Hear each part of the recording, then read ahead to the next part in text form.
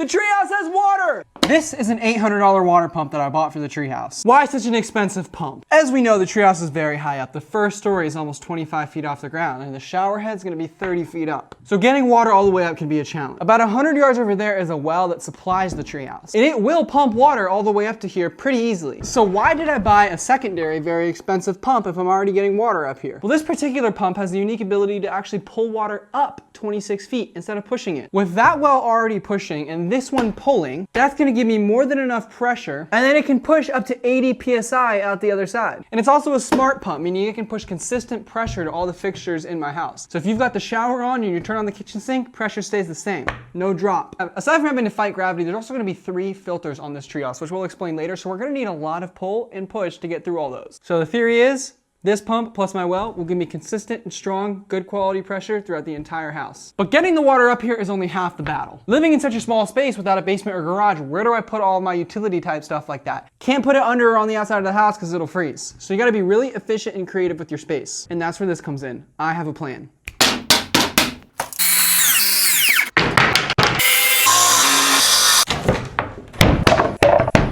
I'm gonna glue the heck out of it. It's crazy to me how strong wood glue is.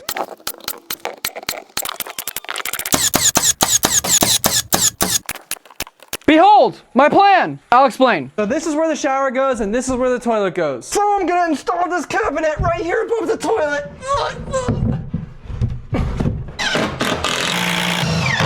So the idea is to install the water filter right here. Whoops, that's the wrong black square. There we go. So the idea is to put the water pump in right here. Sediment filter, 2-stage filter, UV filter. All in an easily accessible, well-insulated cabinet. By the way, this is the first cabinet I've ever built. What do you think? So Drake is nice enough to help me out here and trench this little section for my water line to connect the treehouse to the rest of the water while he's here. This is great. This is so helpful right now. I don't have to dig this by hand or rent a trencher.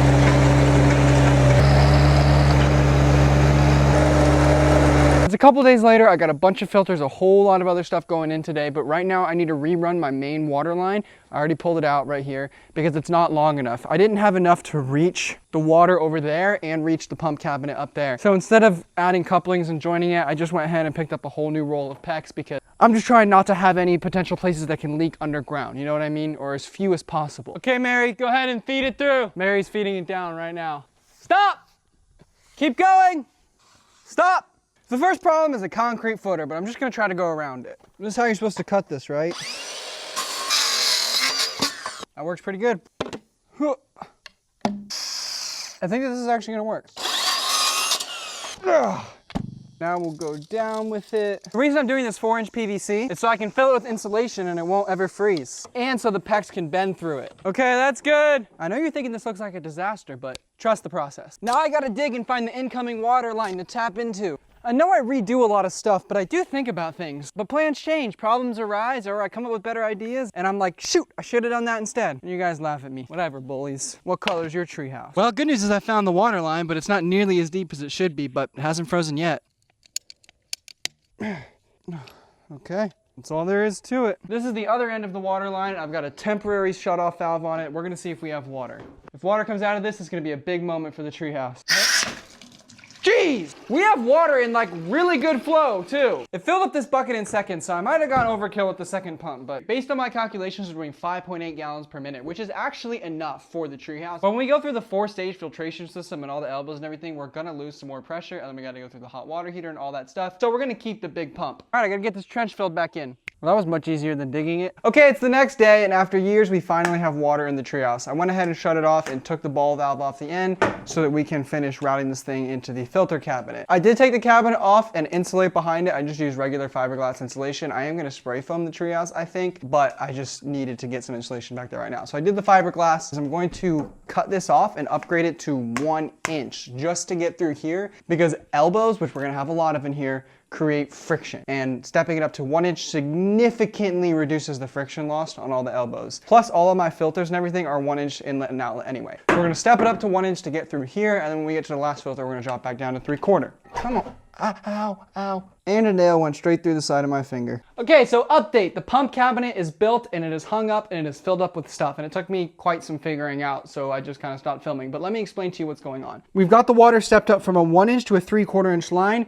because all the 3/4 inch elbows that would have been in here would have created a lot of friction. And the 1 inch, stepping it up to 1 inch actually reduces the friction significantly, so it made sense. And I've got a shutoff valve right here to turn the water off and on. So what we've got going on right here is the sediment filter. This will filter out any large particles of sediment, rust, dirt, sand, whatever comes up from the well. Going up into the booster pump, which we may or may not need because the pressure is still already really, really good, but we've got it if we need it. And going up to the 2-stage filter, this is another sediment filter for fine dust and particles, and this is a carbon filter. So I didn't want to do like reverse osmosis or anything that literally takes all the minerals out of the water because you want some good stuff in your water. Anyway, I have now filled up a bottle of filtered water and unfiltered water from down at the bottom, and we're going to test the water. Let's settle this once and for all. As most of you know, I post short form content 6 days a week, and I was posting some videos about the filtration system, and I had a lot of opinions in the comments. If you don't know what water hardness is, neither do I, but this piece of paper does. Total hardness is the measurement of calcium and magnesium ions in the water. Well, that clears it up. Filtered water, unfiltered water. First things first, let's do a taste test. I already know what the unfiltered water tastes like because I've been drinking it. It's good, but it leaves like a dry taste, and I don't know how that's possible with water, but honestly, it doesn't taste that different to me. No, this one's definitely a little bit better. It's not like dramatic, but this one's definitely a little better. Anyway, let's dip the strips and leave them for 30 seconds. Testing filtered. Testing unfiltered. Well, the results are in and they're absolutely identical. I don't know, fellas, I tried it again. I think I see a little tint of red in there, which is not good. I find the results of this test to be inconclusive and unhelpful because I see a little bit of red and a little bit of green, which is opposite ends of the spectrum. Well, that was pretty inconclusive. Maybe I need to get a test that tells me everything that's in the water, not just the hardness level. Anyway, I gotta figure out what to do with plumbing, so I'm gonna be kind of stumped on that. Kind of stumped on the plumbing, kind of stumped on the AC, kind of stumped on the electrical. When I say stumped, I mean there's something else that has to happen for the next phase of that said thing to happen. You know what I'm saying? Thank you guys for watching. I'll see you guys in the next video. I don't really know what that's going to be yet because there's so many different things going on right now. But I'll see you guys over there.